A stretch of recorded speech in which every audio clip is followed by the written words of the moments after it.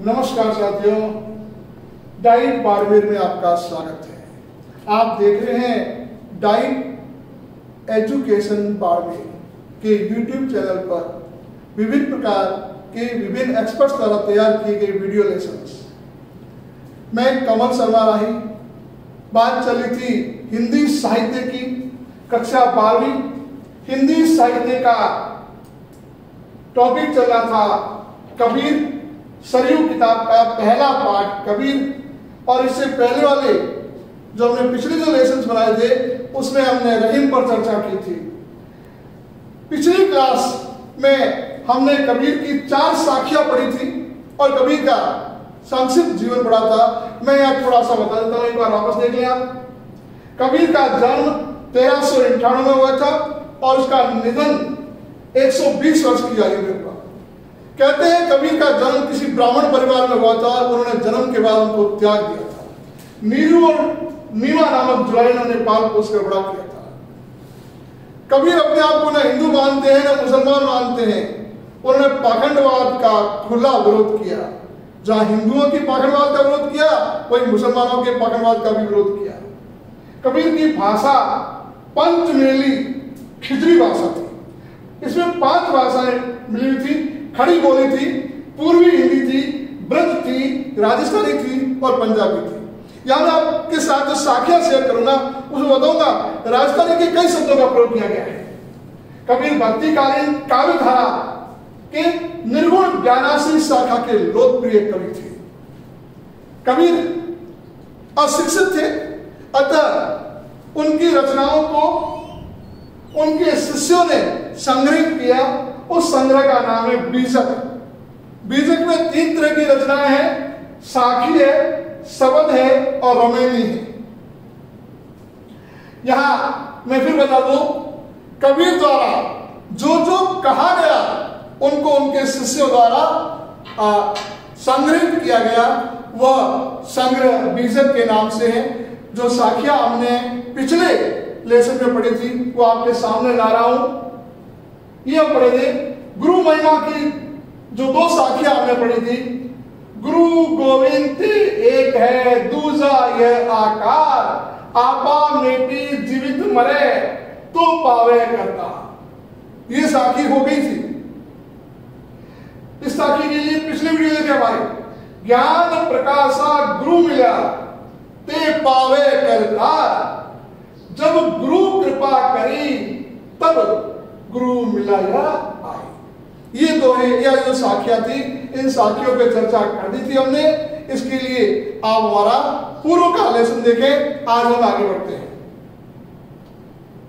देखिए, क्लास 12 विषय हिंदी साहित्य, किताब का नाम सरयू और पाठ पहला और उसकी 3री साखी आपके सामने है।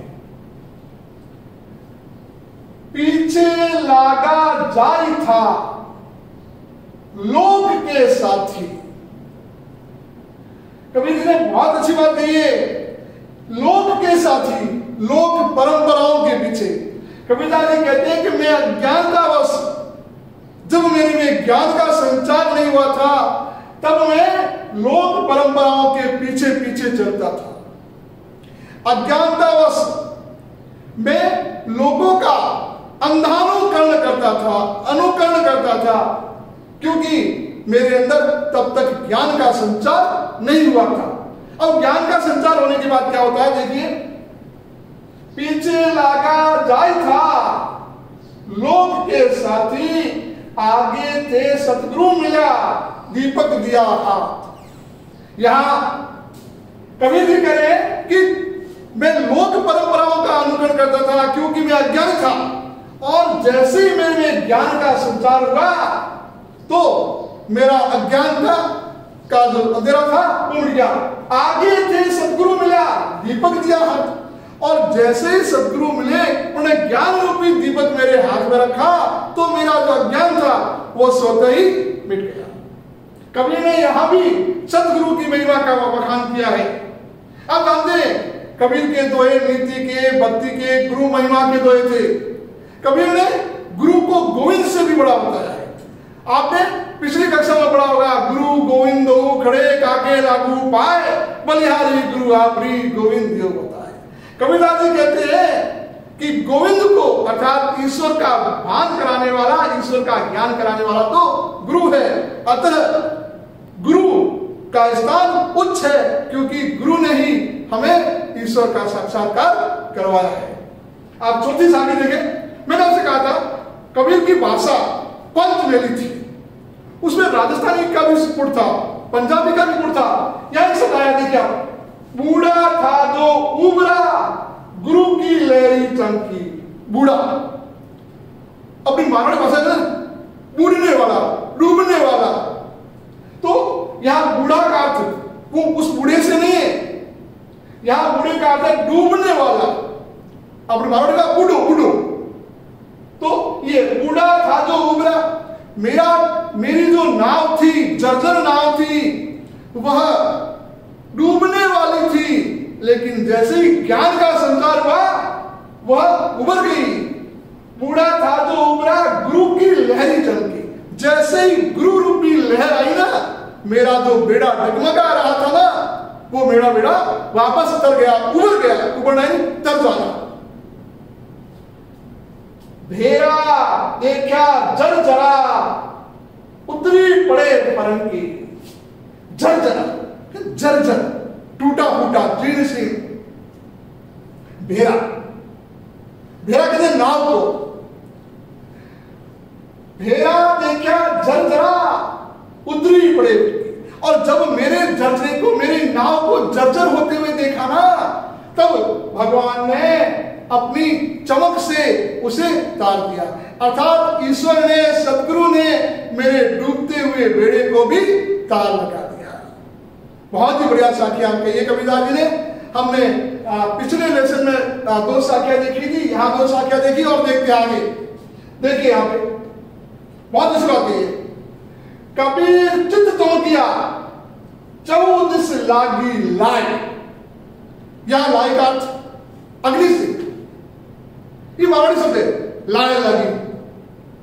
तो यहां देखिए, कबीर चित्त चमकिया। कबीर जी कहते हैं कि जब मन उज्जवल हो जाता है, जब ज्ञान रूपी अग्नि बढ़ती है, तब चित्त चमक जाता है, मन चमक उठता है। हरि सुमिरन हाथों गड़ा बेगो ले बुझाई। अगर हमारे हृदय में अज्ञानता रूपी अग्नि है ना, तो उसे कैसे बुझाया जा सकता है? देखिए, हरि सुमिरन हाथों घड़ा, ईश्वर के सुमिरन रूपी जो घड़ा है ना, ईश्वर भक्ति रूपी जो घड़ा है, उसको अपने हाथ में लीजिए और उस अज्ञानता रूपी अग्नि को बुझा दीजिए। कबीर जी कहते हैं कि हमारे चित्त ईश्वर के प्रताप से चमक जाते हैं, और जब चारों तरफ आग लग जाती है ना, तो उस आग को कैसे बुझाया जाता है? ईश्वर रूपी ज्ञान से, ईश्वर रूपी स्मरण से। पार ब्रह्म के तेज का कैसा है उपमान, कईवे कुछ शोभा नहीं देखा ही परमान। परमान खड़े बोल देखो, परमान प्रमाण। उपमा, उपमा यानी कल्पना करना। पार ब्रह्म ईश्वर के लिए कहा गया है, तेज उसका प्रकाश, शोभा प्रशंसा। पार ब्रह्म के तेज का कैसा है उपमान। ईश्वर के तेज का, ईश्वर के प्रकाश का, ईश्वर की ज्योति का कोई बखान नहीं की जा सकती, कोई कल्पना भी नहीं की जा सकती। ईश्वर किसी ने देखा है क्या?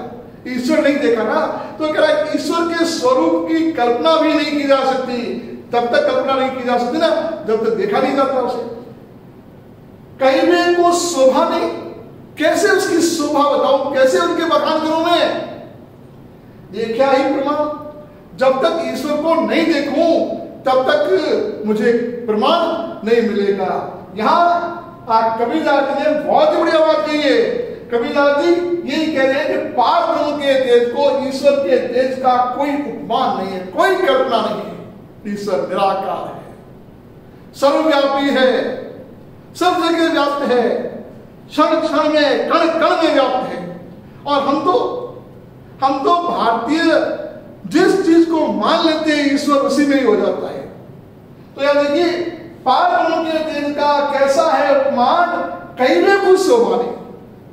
ईश्वर के ज्ञान की, ईश्वर के स्वरूप की प्रशंसा नहीं की जा सकती, केवल जब देखेंगे ना तभी उसका प्रमाण हमारे सामने आएगा। हमने कबीर की कुछ साखियां पढ़ी, हम आगे वाले लेसन्स में इन साखियों को जारी रखेंगे। आप देखते रहें हमारे डाइट एजुकेशन बाड़मेर का यूट्यूब चैनल, जहां हम क्लास 9 से लेकर 12 तक के विभिन्न विषयों के लेसन्स, वीडियो लेसन्स आपके सामने लेकर के आते हैं।